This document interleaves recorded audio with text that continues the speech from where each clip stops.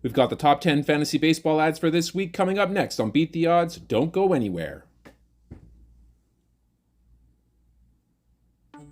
Hello, sports fans. Welcome back to another episode of Beat the Odds. We're going to go over our weekly top 10 list of players that you should be picking up for your fantasy baseball squads. If you like this type of content, of course, please do like the video and subscribe to the channel and ring that notification bell so you'll be notified whenever we drop an episode.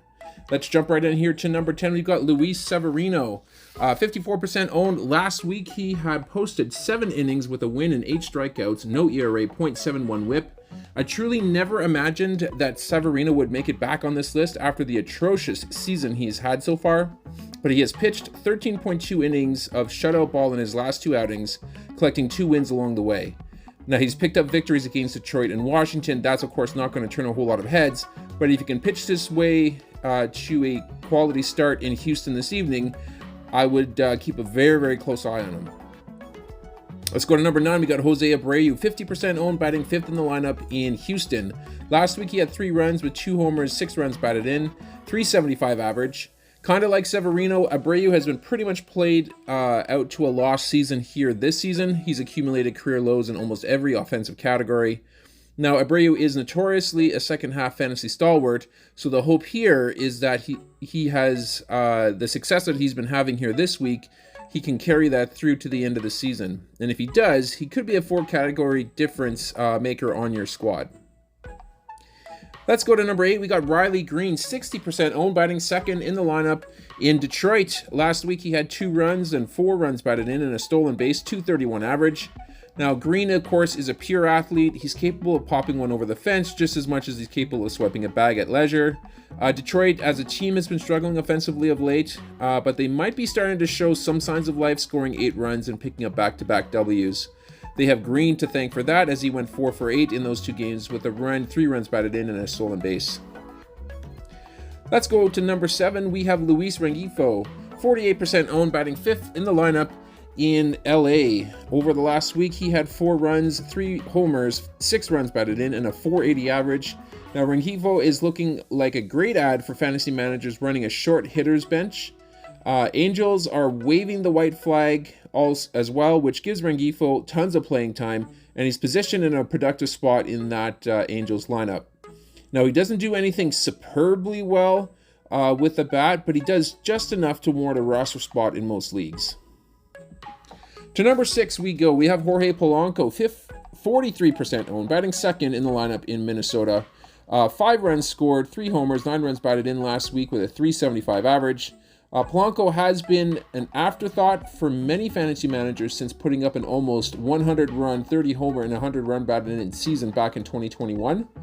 I believe he's still that guy, and despite battling injuries at times here this season, I believe that Polanco is still capable of being productive near the top of that Minnesota lineup. To number 5, we got Tanner Scott, 47% owned, 5.2 innings pitched last week with a win and a save, 3 strikeouts, no ERA, .71 whip. Another changing of the guard in Miami has resulted in Scott taking the mound to close off the games. He has been Miami's best reliever all season long, and he hasn't given up an earned run in over a month. He's likely the best option by far on your waiver wire, so if you need a closer, just go ahead and get him. Let's go to number 4. We have Kyle Harrison, 43% owned. Last week, he had 6.1 innings pitched with a win, 11 strikeouts, no ERA, .79 whip. MLB Pipeline's number 20 overall prospect has made waves in the first go at the major league level. He has massive strikeout potential, as shown in the 11 strikeouts that he tallied against Cincinnati, but he does come with a little bit of a risk. He's tallied an unsightly 6.6 walks per 9 innings in the minors this year. Now, San Francisco is shorthanded in the rotation at the moment, so Harrison should get a pretty long leash to string together a couple of starts. Let's go to number 3. We got Yainer Diaz, 60% owned, batting 6th in the lineup in Houston. Over the last week, he has 4 runs with a homer, 3 runs batted in, and a .222 average. Now, Diaz catches. He plays first baseman when called upon, and he also DHs, which is fantasy gold for somebody who you can slot in at the catcher position. Add to that, Diaz is the 2nd best catcher in fantasy over the last 30 days. And for the season, he ranks 5th in homers and 2nd in average with a minimum of 300 at-bats. Diaz's ownership is grossly understated and will likely be much higher by season's end. Let's go to number 2. We got Davis Schneider, 42% owned, batting second in the lineup in Toronto. Over the last week, he's got 9 runs with 3 homers, 9 runs batted in, and a stolen base with a .476 average. Now, who is this guy? The former 28th round selection has been putting the Major League Baseball on notice since arriving on the Jays squad on August the 4th.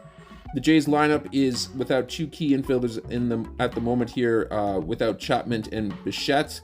And that will likely give Schneider all the at-bats that he can handle in the short term. Now, Schneider isn't just hitting for power, as we've seen here. He carries a .516 on-base percentage thanks to a nearly 20% walk rate. Last but not least, at number 1, we have JASSON Dominguez, 33% owned, batting 5th in the lineup in New York. He had his inaugural game here yesterday, posting a homer with 2 runs batted in and a .250 average. The Martian has officially landed in the Bronx. His first swing saw him homer off Justin Verlander, and he went the opposite way on that one. The power is, of course, still developing for the 20-year-old, but the speed has led to 40 thefts in the minors this season. Dominguez has a great eye at the plate as well, posting 83 walks and 456 at-bats this year in the minors. Now, let's hope he sticks with a big club going forward. If he does, we may be witnessing the start of a very, very special career.